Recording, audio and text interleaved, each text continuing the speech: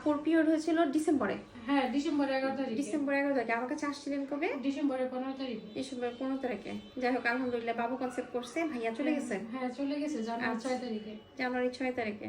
হ্যাঁ খুবই তাড়াতাড়ি, শর্ট টাইমে। হ্যাঁ মানুষ অনেকেই অবাক হয়ে যায় যে কিভাবে এত শর্ট আমি টাইমে তো কনসেপ্ট করে। মাত্র 2 দিন খাইছি, মানে মনে করছি যে না আমার হয়ে যাবে, মানে আমি কেন জানি মনে হচ্ছে যে মানে কনসেপ্ট করছি শুরু থেকে, আমি বুঝতে পারতেছি। আচ্ছা যাক আলহামদুলিল্লাহ বাবু কনসেপ্ট করছে, এটাই বড় কথা। হ্যাঁ ম্যাডাম। কারণ আপনার হাজবেন্ড কেন ভাবছিল যে হবে না? সে 3 মাস বেশি ছিল, হয়নি।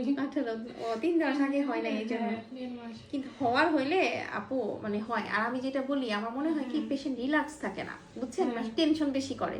আর হচ্ছে ভরসা পাইলে, টেনশন কম থাকলে এমনি ওষুধে কাজ আর করে। সে তো আপনার কথা খুব প্রশংসা করছে যে ম্যাডাম মানে কম মাই কাম থেকে অনেক সময় করে বুঝিয়ে বলে। আচ্ছা যাক আলহামদুলিল্লাহ কনসেপ্ট করছে, এটাই বড় কথা। এখন বাবুটা ভালো মতো হোক, হ্যাঁ, এটাই আশা করি। ঠিক।